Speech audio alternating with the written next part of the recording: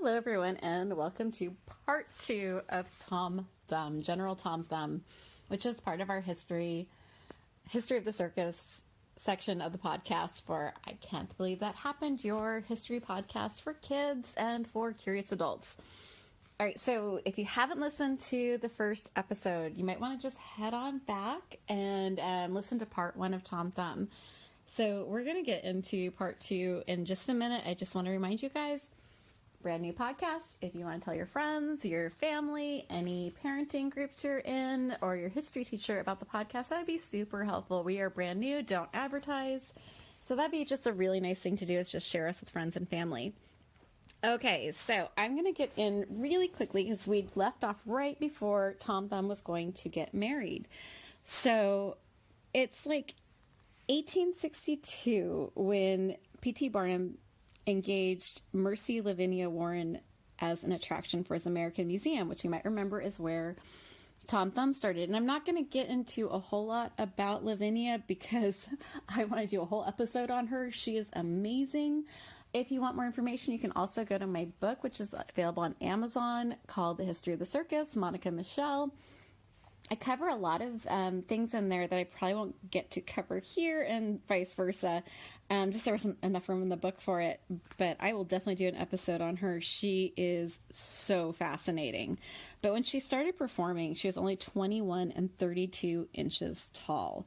So just get a quick visual on that for yourself. And she was considered at the time the smallest woman alive, although it's a little hard to tell because P.T. Barnum was very good at exaggeration, but she wouldn't have been much taller than that even if she was. So P.T. Barnum was all about the showmanship and whatever could get the most amount of people in. So he had been working with General Tom Thumb for a very long time. And now he had this lovely young lady who was performing in the same museum. And he just thought, wow, a wedding. A wedding would really bring in a whole bunch of people. And so it's only a few weeks from when Tom Thumb and Lavinia met before they got married. I want to just be really clear because I've researched Lavinia a lot, and it does make it sound like this was just for publicity. And it really looks like it in a lot of ways. It really wasn't. Everything I've read about her, they really cared a lot about each other. And she wore a locket of his hair even after he passed. So it was actually a love story, and I don't know if it started as just a thing and then it became something, but they were both very vocal that they had genuine feelings for each other. So if you can imagine P.T. Barnum and his love of showmanship, this was not a quiet wedding at all. He promoted this wedding, and on February 10th, 1863, Harper's Bazaar Weekly, which was a big magazine even then, had pictures on the cover of what was called the fairy wedding, or the Lilliputian wedding. It was so crowded that the bride and groom had a difficult time getting to Grace Cathedral Church in New York. There was a very hard way to, with all the people in the church and spilling out into the streets, it was very, very difficult for them to get their carriages there.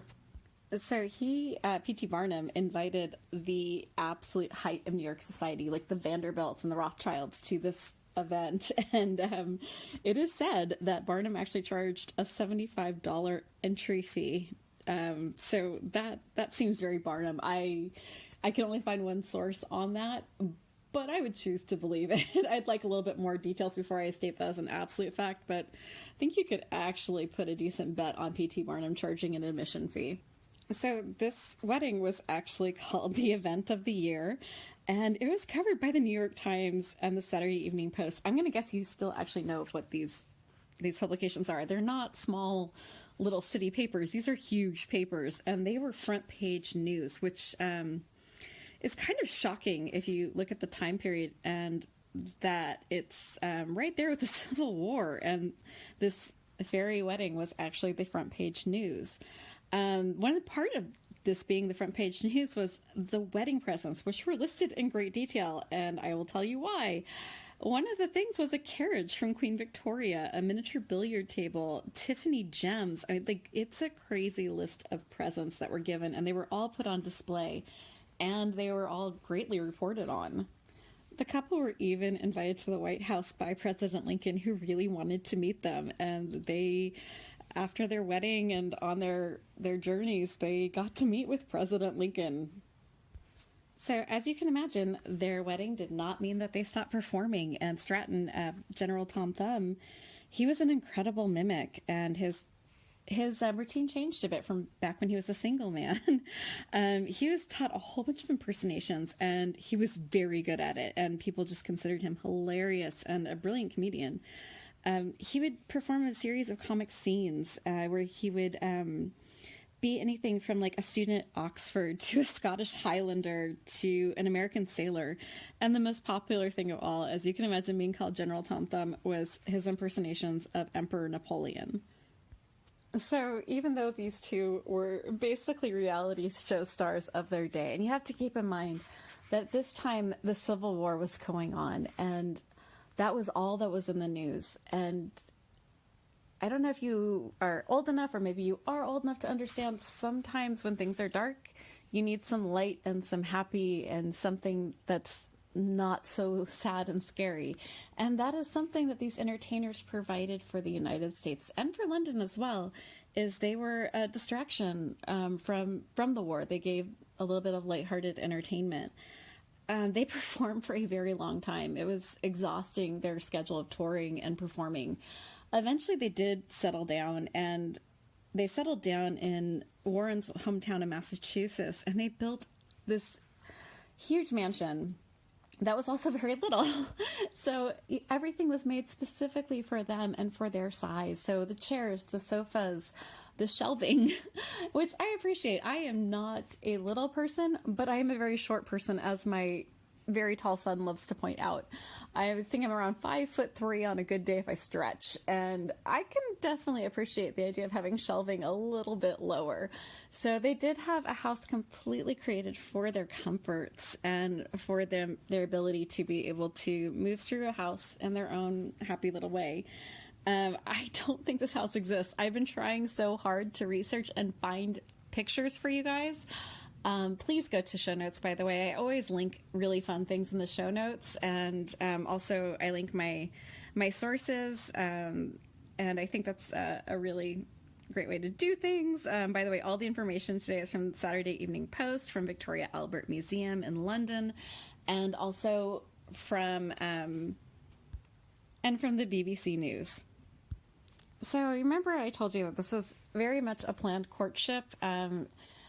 Charles Stratton did, by his own letters and writings, say that he fell head over heels for Lillian the minute he saw her, and did ask P.T. Barnum to help him sway and help his case with Lillian. And that was done. He did offer to have this publicize their wedding, which P.T. Barnum absolutely publicized that to the teeth. That doesn't mean that this was not something that either turned into love or really was love.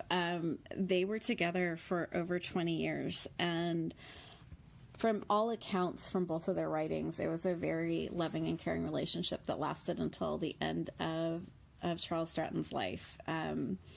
I will absolutely go into her life further. It is an exceptionally amazing life.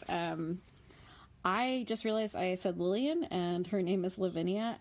And thank you so much for listening through all of my stumblings. I do have a medical condition. I do get a little blank on things, so please forgive me. I know it's awful that it's a history podcast and I don't always get everything right. I always correct myself if I can remember. If you do find your own corrections, please email me. I am happy to put your corrections on the air if I do the research and it is correct. So thank you again for putting up with me.